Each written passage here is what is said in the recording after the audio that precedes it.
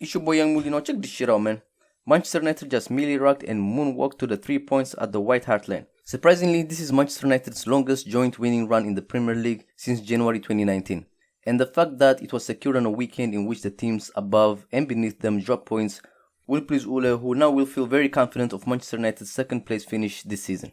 On the other hand, man, victory for Tottenham would have put them back on level points with Liverpool, but as it is, defeat leaves them closer to Leeds in 9th place than Chelsea in 5th, and I'm under no illusions as to where this momentum is likely to take them. Now, the sheer amount of pressure placed on the League Cup final against Manchester City in 2 weeks' time is just straight up mad, y'all. If Spurs win that, Jose Mourinho can excuse every failure in every other competition Tottenham have entered this season, and he will definitely and rightly so use that to justify his methods and buy him more time.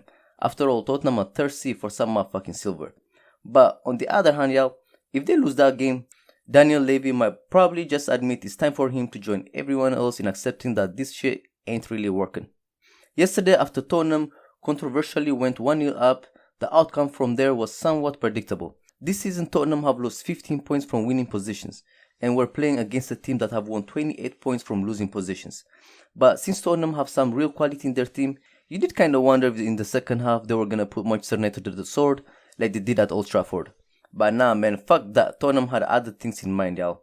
Tottenham in the 40 minutes up to Son's opening goal, they had 3 shots compared to Manchester United 1, and they had 56.9 possession with an 84 pass accuracy. In the following 17 minutes up to Fred's equalizer, they had 1 shot, which was off target by the way, compared to United's 4, which all were on target, and 26.3 possession with a 64 pass accuracy. The drop off before scoring the goal and after scoring the goal is just alarming, y'all. I don't know if they are told to sit back once they have a lead or something, but this shit answers your question, how come Spurs have lost most points from winning positions this season. Instead of going for the killer, they sit back and invite some pressure. And when you got Eric Dyer at the heart of the defense, you know you're bound to concede goals. Only Manchester City have taken more leads in the Premier League games this season than Tottenham. While Pep Guardiola's side have converted 88.4% of those winning positions into victories, Mourinho's men have only converted 63.6% of those leads into wins. Imagine now not winning over a third of the games you were leading at some point during the game. Now, having said that, I don't want to take anything from Manchester United, who turned up the screw after going a goal down. They could have sat down and cried the fact that Cavani goal was controversially disallowed, but instead they turned up, had some CP and partied, y'all.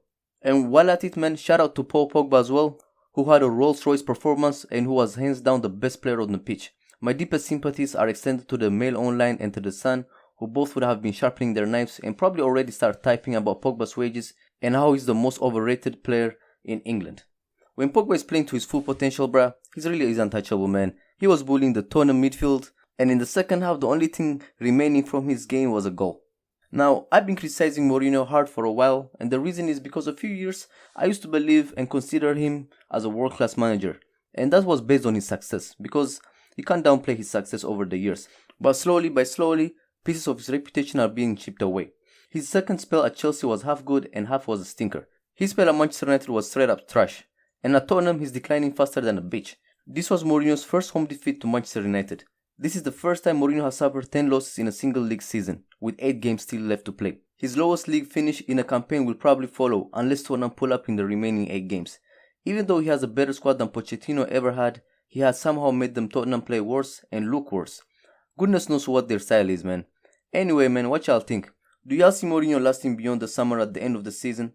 Let me know in the comment box. It's your boy YoungMully. Like and subscribe. It's lit.